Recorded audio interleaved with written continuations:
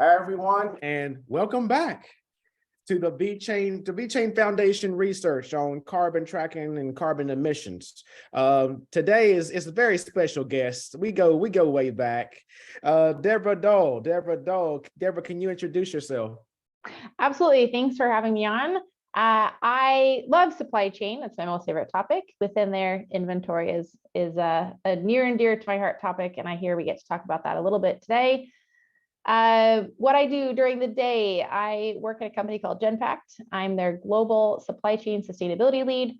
And in nights, weekends, afternoons, I lead a nonprofit called the Circular Supply Chain Network.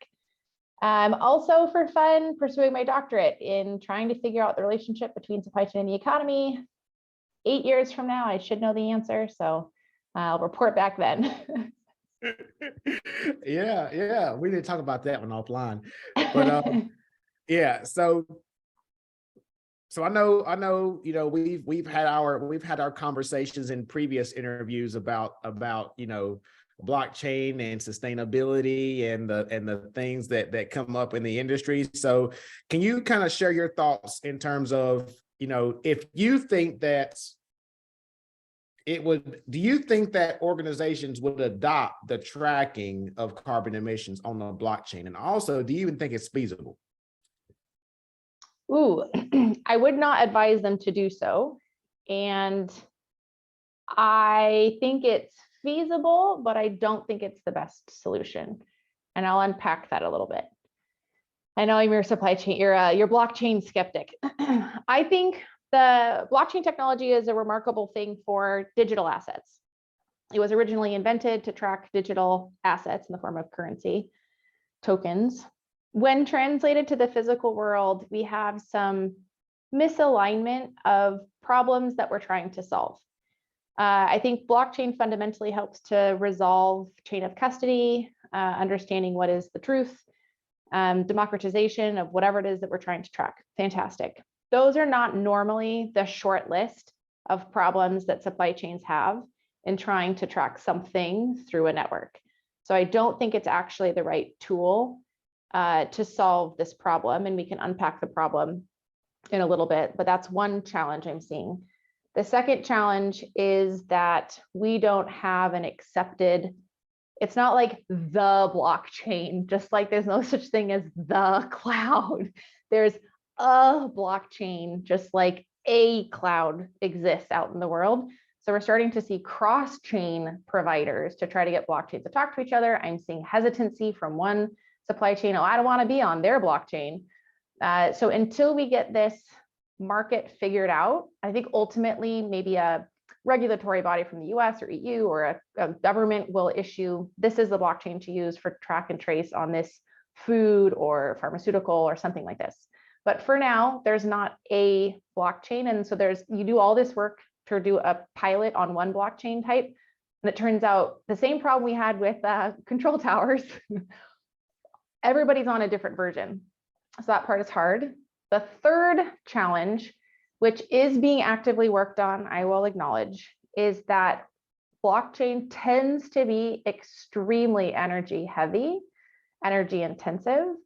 And I have not done the math on this, but I could suppose that depending on what you're tracking, you're going to end up expending more carbon for the energy just to fuel the validation of your data than the thing that you're actually trying to track to begin with. So you end up sort of at a negative result to your problem. So those are the three big challenges.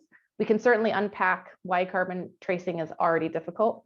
But those are my couple of challenges. I would love to be challenged on any of these. I will change my mind if I hear a good argument. No, I'm a blockchain maxi, and you put some good points. You did a good job if you shut me up. So so I want to expand on that, and I want to kind of, because I haven't actually touched on this yet in previous discussions. But so what are the existing issues for tracking carbon? Yep. Current state. Absolutely. So here it goes. Today, if you're unfamiliar, a bunch of people did a lot of math to figure out, generally speaking, the greenhouse gas emissions from a given thing, whether it's $1 or a pound of steel, cotton, whatever it is. They have guesstimate that they're called emission factors or conversion factors. And there's standard tables that you can access, multiply that by what's in your supply chain, and you are meant to get a directional idea of what's happening in your supply chain. Great. That's today's sort of baseline best approach. The challenge with this approach is go to any supply chain professional, present this to them as their baseline, and then they're going to ask, cool, how can I impact this number and reduce it? But if we're using internationally accepted standard table, standard factors, you can't do anything really to change that. And so you're going to turn off supply chain folks. Our entire life is how do we unstick variable costs, variable time, variable anything to do more and have it cost us less time, whatever the case is. So this, I think, is a challenge to the fundamental fabric of a supply chain professional, one. Two, a lot of supply chains are working really hard to transition their warehouses and factories and vehicles to renewable energy sources, maybe on-site energy production through solar panels, reusable industrial packaging. They're trying to do all the right things, but these factors don't capture that. So how do we do something different? Of course, we can just try to track actual carbon through the supply chain. Super easy, right? Wrong. So it is estimated that about 15% of supply chains can see their tier 2 suppliers. That is my supplier's supplier. Only 15% can see those. Then about 2% or less, it's a debated number, between 2 and 5% or less, fewer supply chains can see past tier 2. To put this in perspective, cars typically are about 20 tiers from car to planet. So any supply chain you've got, think 8 to 14 tiers is a pretty fair guesstimate for how many tiers we need to go. So this is a problem, because if we're supposed to know the carbon flow, we at least need to understand the physical path that our materials are taking first. So first things first, we got to figure out actually what's in our network. That's really hard, figuring out our supplier. That by itself is really hard. Blockchain cannot help solve that problem. That is a different fundamental problem. We built our supply chains for cost and time, sometimes for quality. We did not build them for transparency of partners. We love multi-sourced supplier strategies because it gives us resilience. We say, great, multiply that by every tier we have, and every supplier of every tier having multiple suppliers on multiple tiers. And we've got ourselves a massive network that's a living, breathing organism that we don't know who it is. So that's one problem. Then let's imagine we try to then figure out the material flow through that network. It's going to vary, sometimes by day, sometimes by month, maybe twice a year. But those suppliers are going to shift and change based off of price and quality and availability and disaster recovery, and something happened, there's a labor strike. All of a sudden you have to go to your second, third, fourth choice supplier. So the flow of material through our networks is already very difficult to do. There have been lots of pilots doing this with blockchain technology so that all of the paperwork and everything that goes along with it can be done. Diamonds, vanilla, coffee, we've seen these happen. Even the emissions from the leather in a Jaguar Land Rover car has been written to a blockchain to try to attempt to capture this. That's great, but that means they had to go all the way back and do all the work, find their suppliers, find the material flow. And then here comes the real zinger, estimate the carbon impact or emissions impact at each and every stop along the way. So that means in the case of leather, not only the cow, but what was the cow fed? How was that wheat grown? What was the fertilizer source? How did it get to the cow? That's just the cow. Then we got to figure out, where does it go? How is it treated? How is it processed? What's the entire supply chain to the car? And now it finally gets to you. Each of those activities has an emissions impact. We don't have a solid handle on how to do that on the fly today.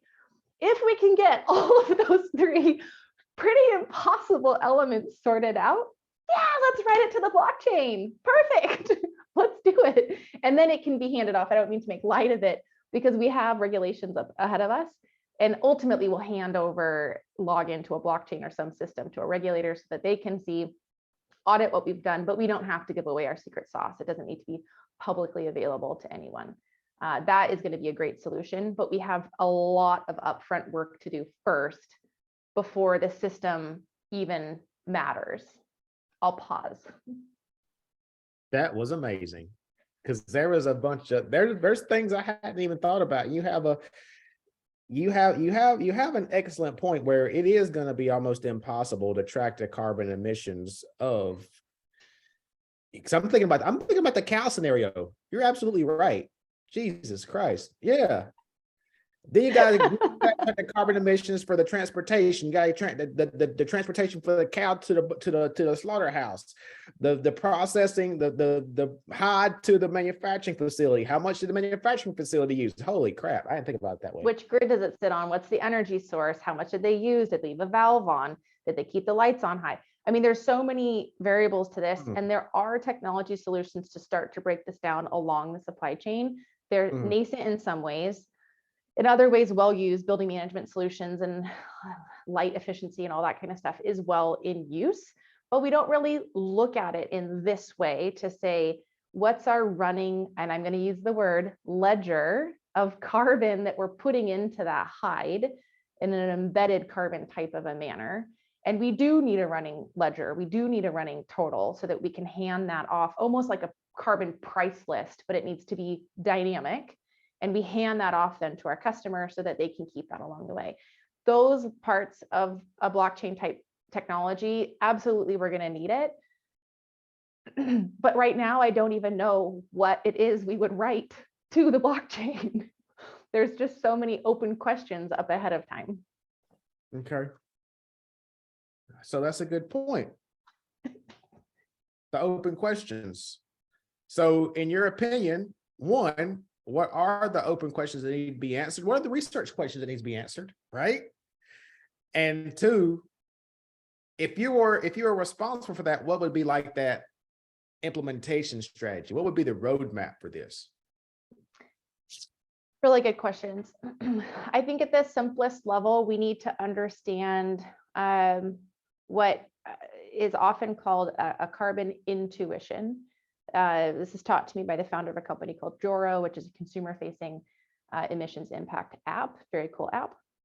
But the same way that you look at a plate of broccoli and a plate of pizza, and you know that one is much higher calorie count than the other, we don't have that intuition built for carbon today. We're not really sure if I turn on a light or turn on a blender or drive my car, what's really the most carbon intensive. It's hard for us to get our heads around. We've just not been taught it. So I think fundamentally the research question is, what is the emissions impact of a given activity?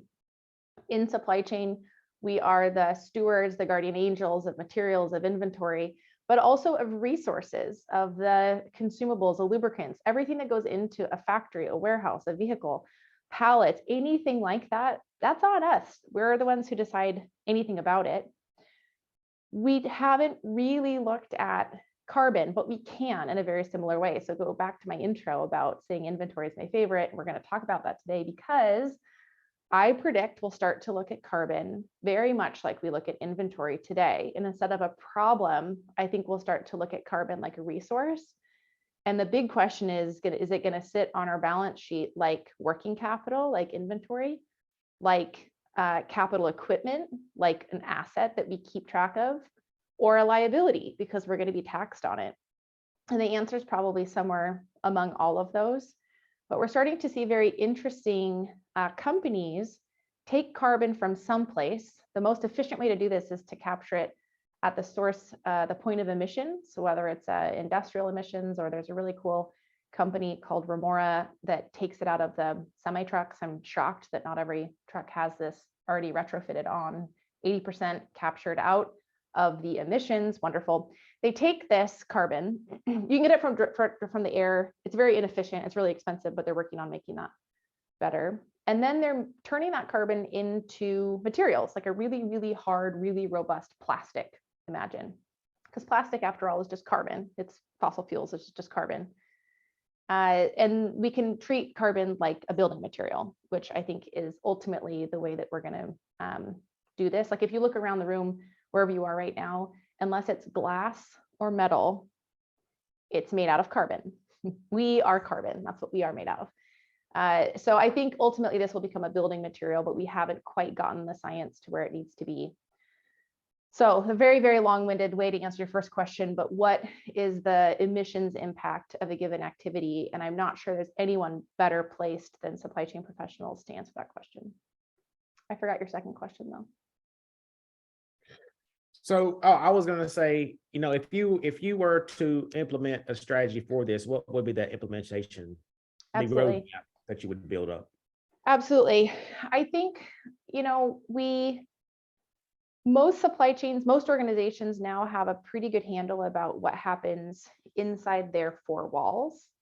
I think we need to slightly expand our definition of our four walls and start to imagine when something is inside of our custody, what do we add on to that growing ledger? And so again, for folks in supply chain, if we think about somebody like our contract manufacturers, I would consider that inside of our custody, even though by greenhouse gas protocol standards, that's scope 3, I would still consider that within our realm of control, we'll call.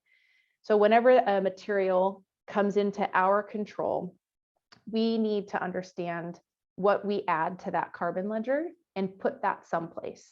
Maybe it could be a blockchain solution potentially in the future.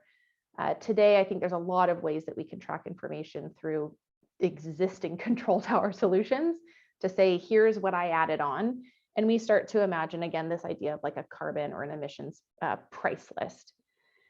It's ultimately going to take everyone doing that and the expectation that along with an actual price list, you get an estimated carbon price list. This is just going to have to be how we get an idea of one supplier or another supplier. We can estimate it today, again, through factors, but I think we can start to get pretty smart about estimating the material flow through a network and then estimating the carbon impact of that as it goes. It's going to take some machine learning models, but I think it's possible with the technology we have today so that we can start to get a good idea of what it is we're handing off to our customers. So this implementation guide, I think, has to come with this idea of a carbon intuition that's translated into an estimated carbon price list. And then perhaps there's some, when you deviate from that price list more, plus or minus 5%, you need to disclose that to your customers so that they know it. And again, ultimately speaking, the solution will come from regulatory bodies, let's call it from the US government, says anything that's happening in the US, here is the solution. At that point, I think we will be ready for blockchain because it'll be a single system, regulated, very clear standards for what needs to be added at which point along the process, and secret decoder key only goes to regulators who needs to see it. It's not going to be accessible by very many people. So I think ultimately that's where we're going to get. But to start with, I think this kind of taking care of what's in your control, thinking about it in a way of like a chain of custody type of an idea. So you said that we're going to have like a secret decoder key for this information. So you don't think, going with the definition of blockchain, because we do have, public and private chains, right? But ultimately, you don't think that this information is going to be transparent to consumers? I think ultimately it's good to disclose. Certainly, yes. I think it should be transparent. I don't think the entire supply chain should be transparent because we start getting into IP. I think it should look similar to a list of ingredients on the back of food, or a more robust version of a made in China tag on clothes. It needs to be more robust than this. And we also need to be realistic that changing artwork on packaging is not a dynamic thing. So either we need to have estimates, or it needs to be printed like batch numbers, expiration dates. Then we need another little print that says actual emissions on this specific pack of Oreos or bottle of beer. This is the actual emissions from this. And I think we can get there. Will buying decisions be based off of it? Maybe, but I think, kind of back of package, front of package ideas. Front of package could be the brand promise of we'll never go over X emissions. and that's a front of package bragging right. And then you can flip it over to say this specific lot, or how this package came through a process in a different way. Ultimately, I think we're going to get there, and I think we can compete on it for some period of time. And then I think supply chains will be shorter and everybody gets better, but that's my nirvana state that I live in my head. Yeah, I like that, because whenever you're mentioning that, I'm envisioning like a QR code. I'm envisioning a QR code you can scan, and then that kind of, if it goes on a blockchain, then it's going to be an NFT, right? I always say that. I mean, you've heard of NFTs, but if it has a serial number, if it has a serial number, has a batch number, it's going to be an NFT on the blockchain, right? Yep. So you can scan that QR code, it cross-references the NFT, and then it shows all of that, all those carbon emissions. I actually like that. That was yours. You need to trademark that one. I'll get on it. Yeah. So last question I have is, how long do you think it's going to take? Because we're both on the same page that regulation's coming, right? How long do you think it's going to take, or they're going to be stewing on this and talking about it for a number of years, or do you think it's like right around the corner in terms of publishing this information? Ooh, publishing, a decade. Regulatory pressure, it's here now. So if we look at, again, I'll use the EU because they're a bit further ahead. They already have a battery focused digital product passport requirement that's already out. They have a carbon border adjustment mechanism to tax embedded carbon already out. Reporting started last month for both of those, but they give a 3-year runway for people to figure it out. So taxation starts 2026. So we're already in the kind of get ready mode where reporting is meant to be starting now, but you won't really get dinged for it for a couple of years. So I think we'll give the B2B world a couple of years to get it figured out and feel confident about their data. And then it'll be exposed to the consumer. I don't think it's going to be earlier than 5 years. I'd be delighted if it was 8, but I think it'll be probably about a decade. I'm trying to go through my notes because there was one comment that I had in another interview where it was kind of a dystopian view, where you talked about B2B, carbon tracking and carbon tax, but there's been talks about being taxed on an individual basis in terms of your carbon usage, right? Now, do you think that that's something that could be coming? Or do you think that that's just talk? Because I think that's a little dystopian view of things. I think, and this is my last question because I got to run. Yep. I think we put a lot of pressure on consumers. I think we are all functioning in an economy that we did not choose to be in. My plug for the circular economy, it really launched, like the linear economy today that we're in, really launched Christmas Eve 1924, when a bunch of business owners decided to cap the light of a light bulb and actually make it a worse product so that they could make more money.